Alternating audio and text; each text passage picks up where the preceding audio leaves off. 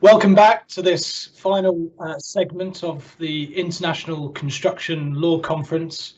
May I say it's thrilling to watch this conference unfold. In the morning we were joined not only by individuals from the UK and Europe, but also from Asia and the Far East. As these guys have gone to bed, we're now joined by individuals from the Americas, and this next session there is one such individual from California, no less. So we are testing the technology now.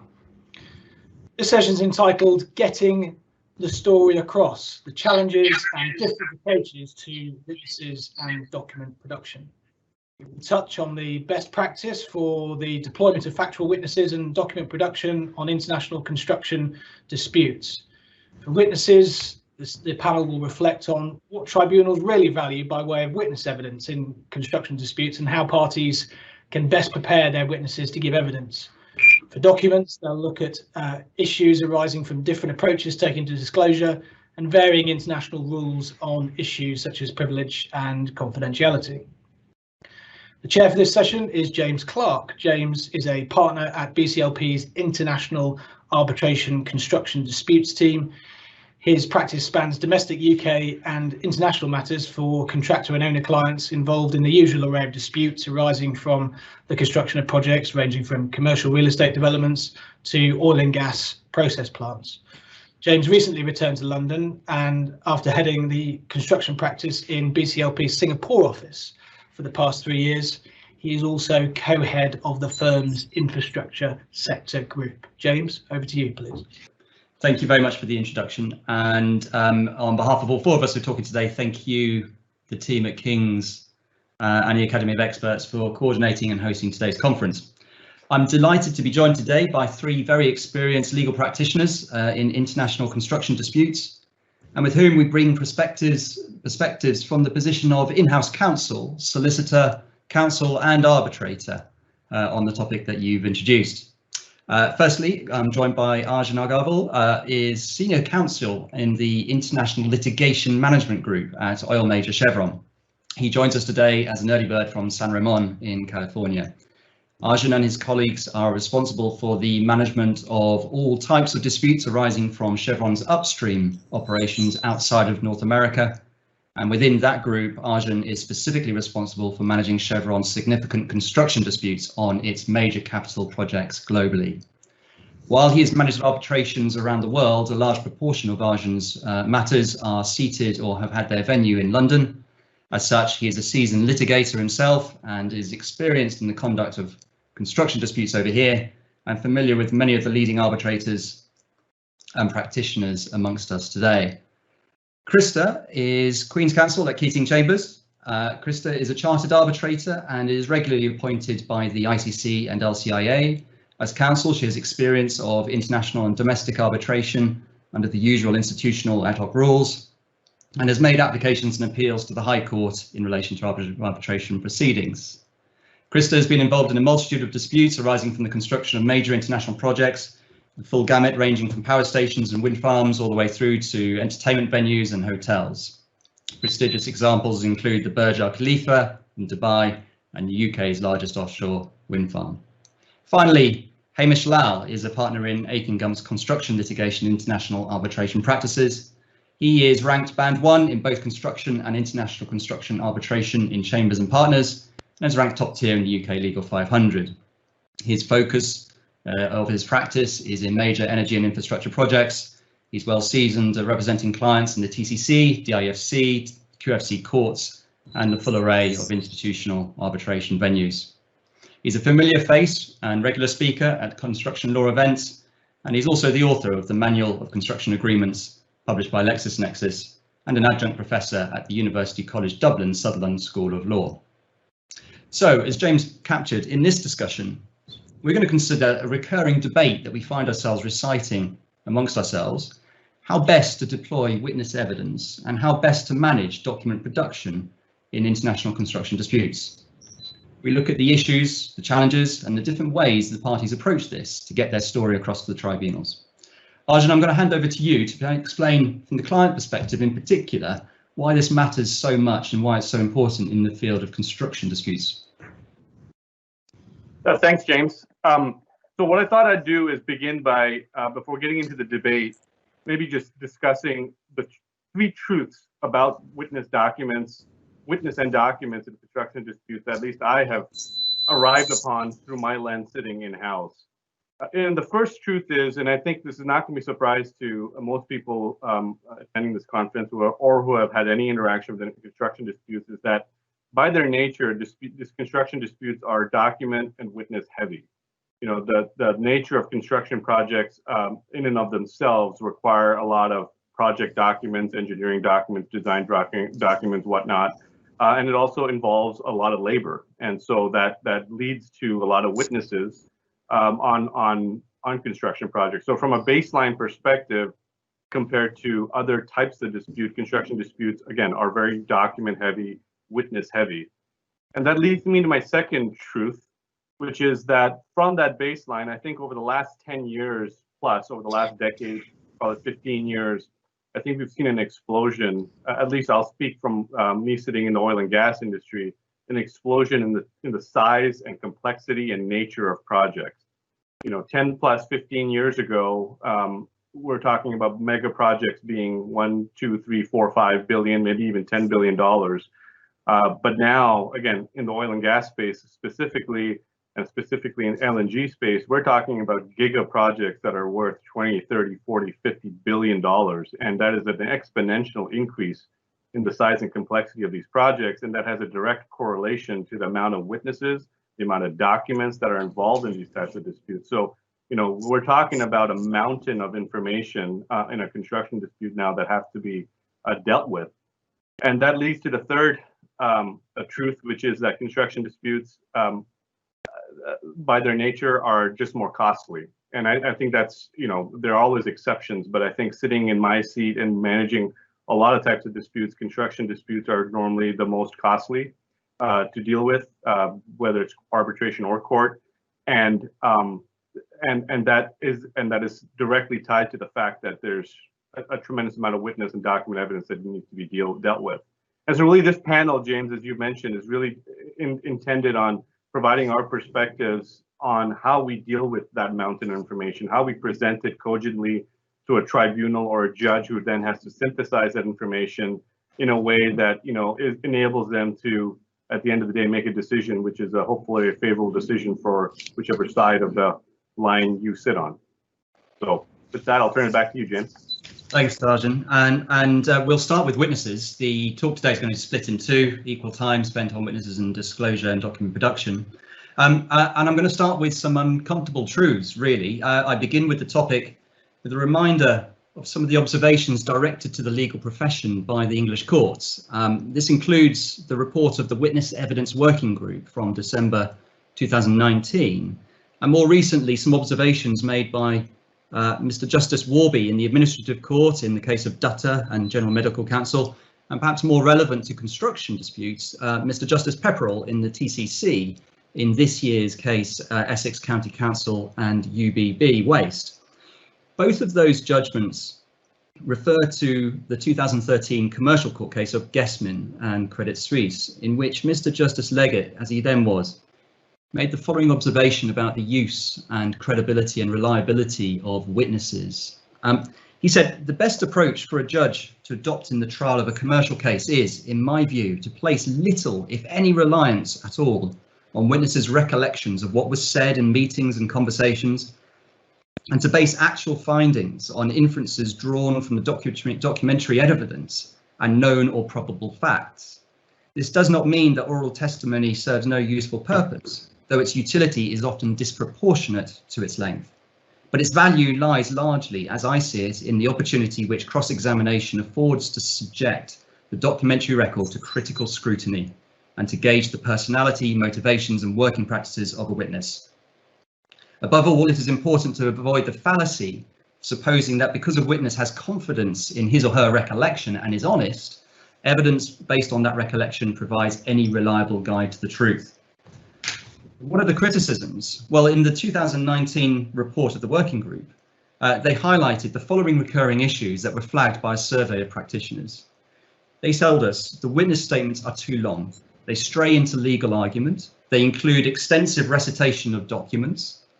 They contain irrelevancies, and fundamentally, they fail to reflect the witness's own evidence. So what's going wrong? I offer the following thoughts, which, with an openly red face, are based on my own experience as someone tasked to draft witness statements, and who may very well be at the receiving end of some of these observations. As lawyers, we feel compelled to produce lengthy and comprehensive witness statements in an effort to tell the story and to give a complete account of the facts relevant to particular issues in the case. It is not uncommon for factual statements in arbitration proceedings to extend well over 100 pages. Those statements often reproduce and recite the contemporaneous documents and are sometimes used as a vehicle for introducing those documents into evidence. I would say this is increasingly so in our experience in adjudication and arbitration. And this leads into the second half of our discussion today on different approaches to document production.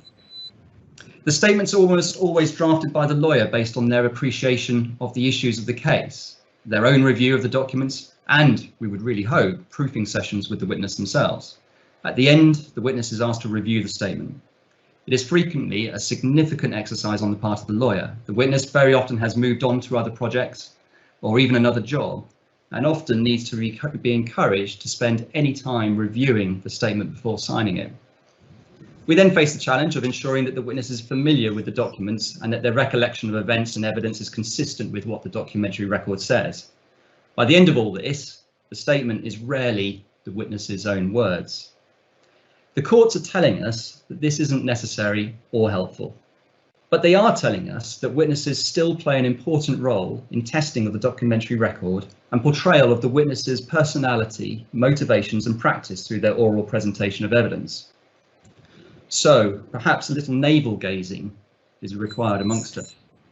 Krista, you sit regularly as an arbitrator, but from the perspective both of counsel and as an arbitrator, how do you perceive this issue and what might we do to improve the use of witnesses?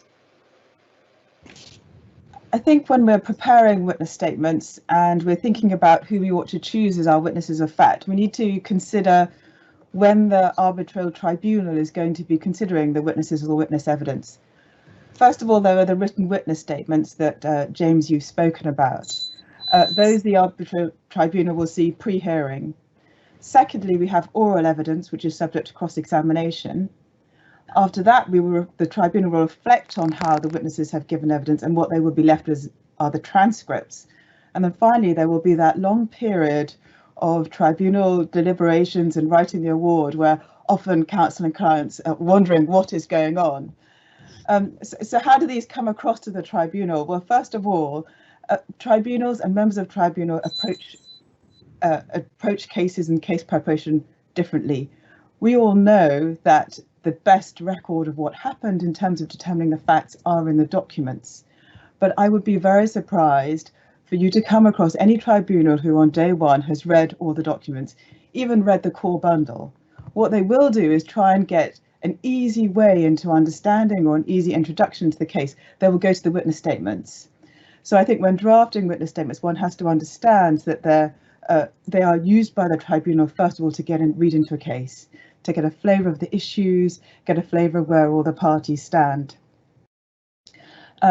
Second of all, the documentary record can be very lengthy.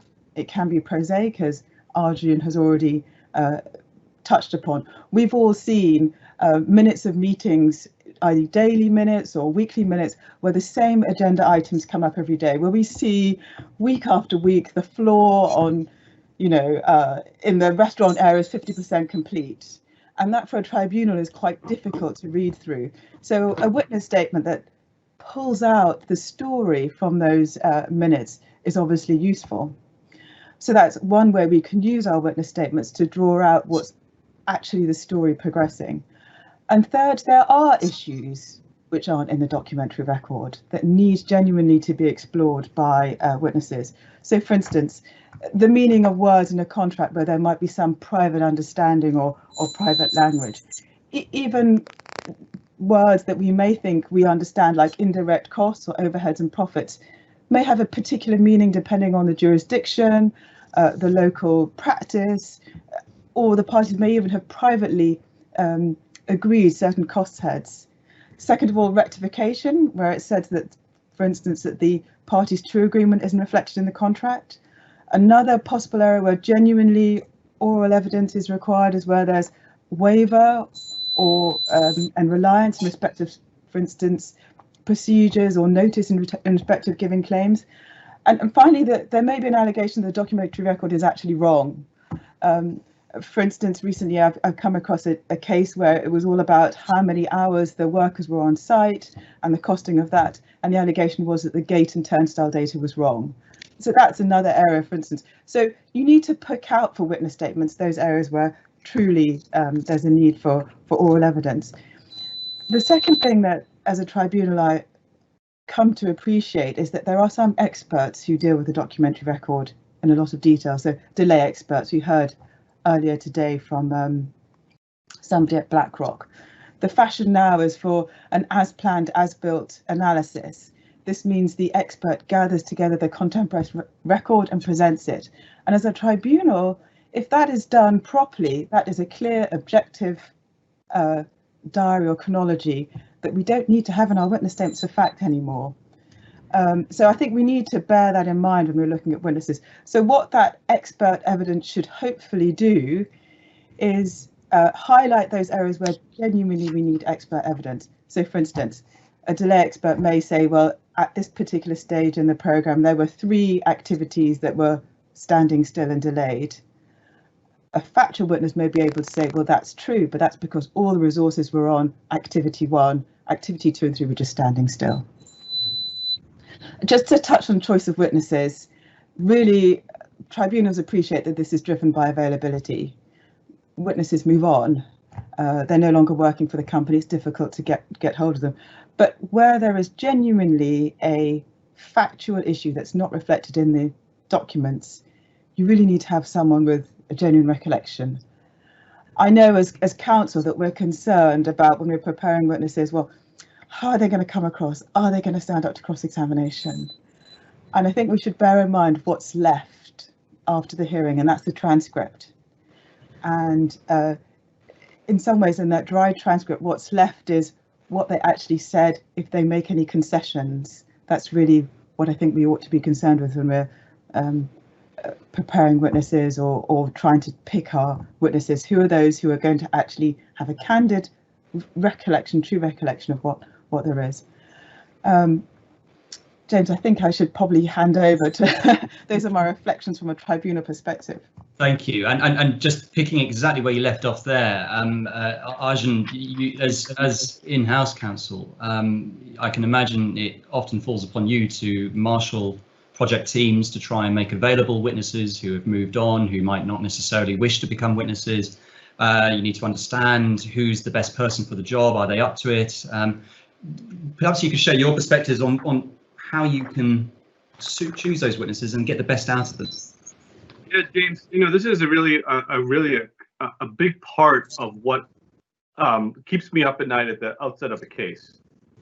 Hence the lack of hair on my head, or the and so this is really a critical part of a case, and it's one that we give a lot of focus to. And what I'd like to do at the beginning of any case is sit down with my outside counsel team and really discuss what the strategy is vis-a-vis the witnesses. And you have to start broad. And as Krista mentioned, obviously, picking the right witnesses is key. But on these, very, very large projects, you're starting off from a baseline group of a tremendous amount of people.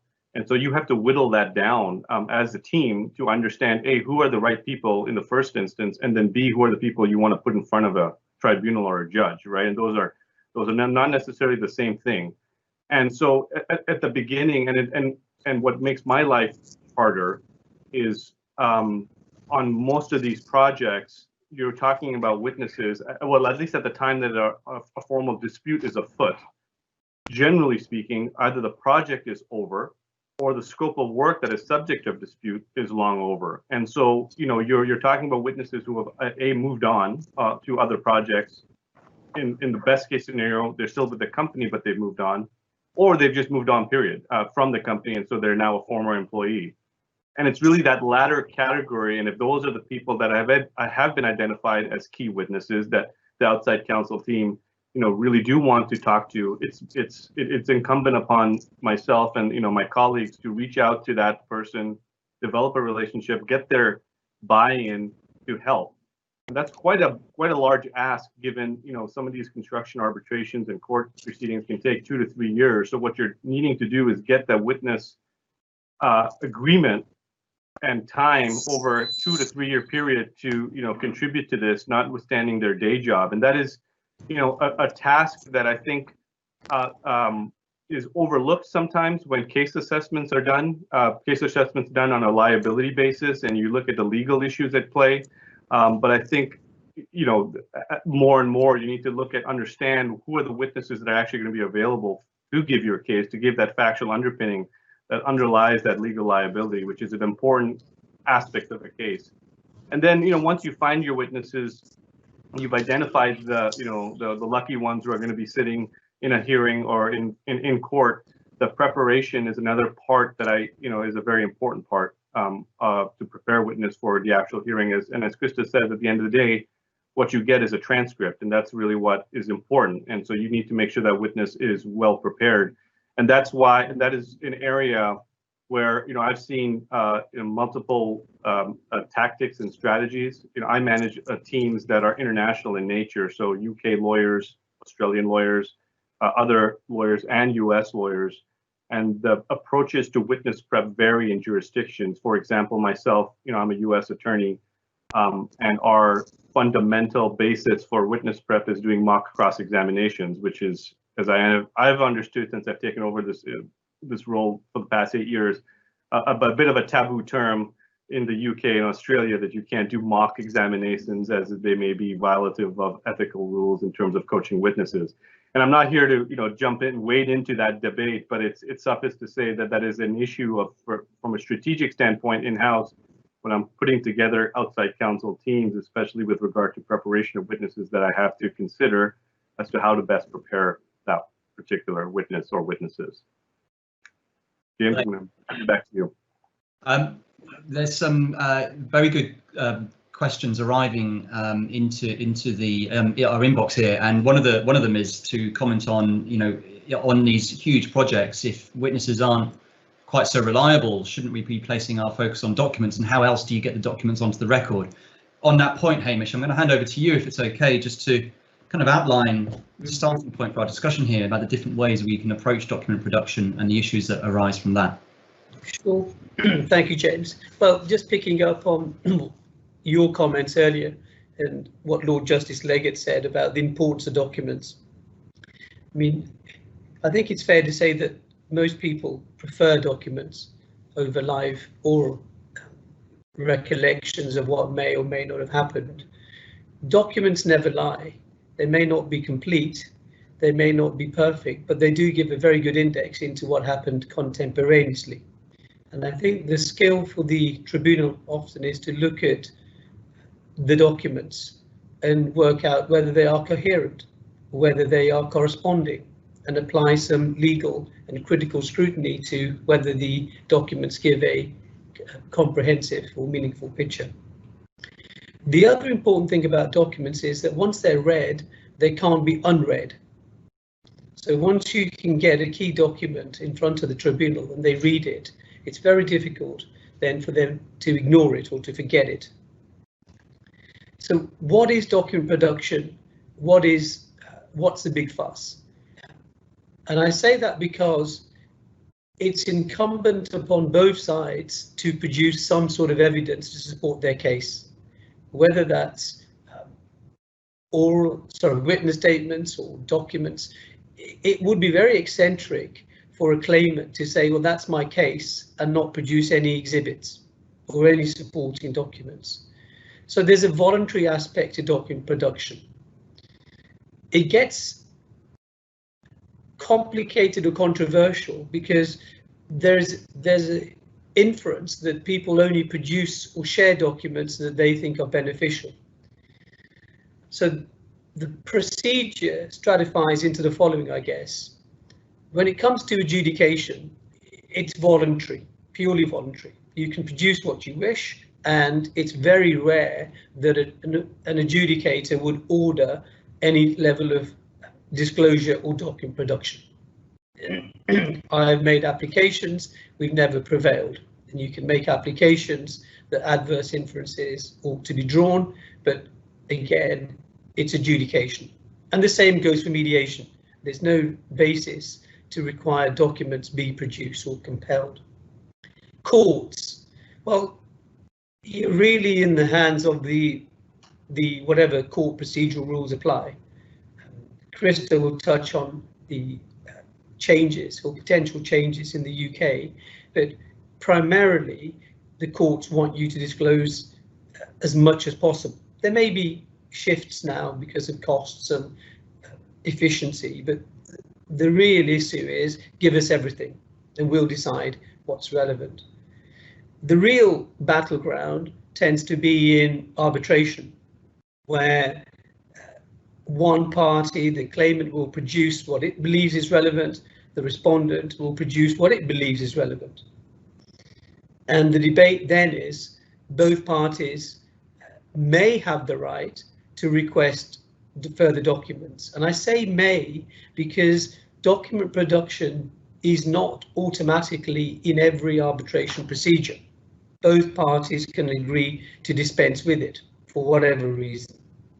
But assuming that there is a document production phase in arbitration, it's typically a schedule, whether you call it a Redfern schedule or a Stern schedule, that sets out why one party believes certain documents exist and why those documents are relevant to the case, to the legal case or the legal tests, and why those documents are vital or material. And the tribunal goes away to make its reasoned analysis as to whether that document should be ordered for production or inspection or not. It is very, very typical for Redfern schedules to go into hundreds of pages. And the arguments about relevancy, materiality, whether they exist or not, can go on for many, many weeks. So document production of itself can generate a number of very high-level legal arguments, as well as a number of procedural orders. Whether that's cost-effective or not is a different issue, because very rarely will a tribunal use what happened during document production in the allocation of costs at the end. But it's very obvious that document production in international arbitration is necessary, is complex, can generate a number of satellite disputes. For example, a party may refuse to produce documents, may not carry out the searches. What is the sanction? What does the procedural order allow the tribunal to do? Does the unhappy party just make another application to ask that further searches are made? Where does it start? When does it finish? And how does the process sit with the pleading schedule? So document production is a complicated process, made even more complicated by people's just commercial and human behaviours.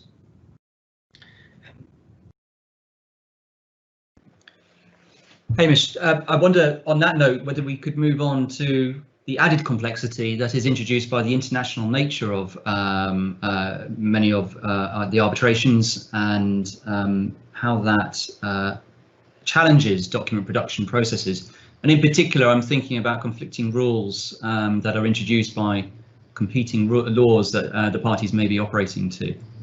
Sure. What do you mean, sort of more like privilege? Yeah. Sure. OK. Yeah. Well, one of the I should have mentioned the IBA rules on the taking of evidence in international arbitration that normally sets the sort of tests or the guidelines as to how document production ought to work. But one reason why people will not produce documents that must exist is they argue that they're privileged. And I use the term privilege just for convenience. It doesn't always mean what we in London think it means elsewhere, but it means that these documents exist which were produced in the course of taking legal advice, which are confidential and should not be produced. And the argument is, well, why do you say that? And just to give you an example, you may have an arbitration where the claimant is an IOC based in Brazil. It raises a claim against a respondent that is also Brazilian, albeit it's a subsidiary of a Singaporean company or a Malaysian company. Let's assume the agreement is governed by English law and the arbitration agreement allows ICC arbitration seated in Geneva. So you have a contract governed by English law, the claimant and respondent are both Brazilian, seat is Geneva and the rules are ICC. But what Arjun as a claimant may want to say to the respondent, produce the documents, that we know these documents exist. Krista, acting for the respondent, says, well, they're privileged. And Arjun might say, well, they can't be privileged because you're a Brazilian company and there's no such thing as privilege, so produce. Krista might say, well, yes, I'm Brazilian, but the governing law is English and privilege is a substantive issue, and therefore the English law on privilege applies, and I'm going to apply the CPR standard, so you can't have the documents. So these debates often go on, but there are two things to keep in mind, James. The tribunal is in the first instance the entity that decides the test. Okay, now whether it's the law of the seat or whether it's the law of the respondent or the law of those advising the respondent are very technical and complicated issues. I think it's fair to say that most people subscribe to the view that the law of the seat ought to be the presumption, but that isn't always the case. But it just demonstrates the complexity of where documents are created. Thanks, H. I'm going to jump in quickly there. I want to make space for some questions that have been coming through so we can give some answers. Krista, just in a couple of minutes, I wonder if you could give an outline of what's happening in London with the disclosure pilot. And I ask you to do that just because there's these two extremes about the approaches to disclosure, and does the pilot suggest a bridging of those extremes? You're on mute. The pilot is a scheme in the High Court in London, and it really takes a very layered approach to disclosure. In the old style disclosure, standard disclosure, both parties were obliged to give disclosure and allow inspection of all possibly relevant documents which were adverse, essentially give the keys to the warehouse. Now the process is much more varied. So initially parties have to give initial disclosure with their statements of case. Those are key documents. Then the second stage is for the parties to agree a list of issues for disclosure. No longer do you just have to decide between each party what's relevant, but there has to be an agreed list of issues. And then the court has set out 5 models of disclosure, which vary according to extent. So model A, you only have to provide those documents which you know are adverse. You don't have to search at all. Model B is just limited disclosure of key documents which are identified. So for instance, a contract document. Model C is what Hamish referred to, which is request-based disclosure, but it's different from Redfern arbitration because the issues are narrower, so the search is narrower and the questions are also potentially narrower. So I'd hope not, and I think the court would hope not to get hundreds of requests as Hamish referred to. D is standard disclosure, but then also confined to particular issues. And then final model E is an extensive search-based disclosure, and that's very extreme, and that would only really be ordered where one party had no idea the documents held by the other side. For instance, there was an allegation to fraud or conspiracy. So that wouldn't normally arise in the construction context where there's often shared databases of documents, for instance. Thanks, Krista. We note that just to show there's movement in practice and that there's trying to address some of the challenges that we face. James, we're going to stop there in terms of the discussion we were going to lead on, and happy to field some questions which I see have been coming in. Yeah, great. Some good questions coming in. The most popular question of the day, I think, given what Hamish said, is probably one for him. Hamish, is witness evidence overrated due to its inability to remember, due to the witness's inability to remember and bias, and should we focus more on contemporaneous documents instead? Thank you, James.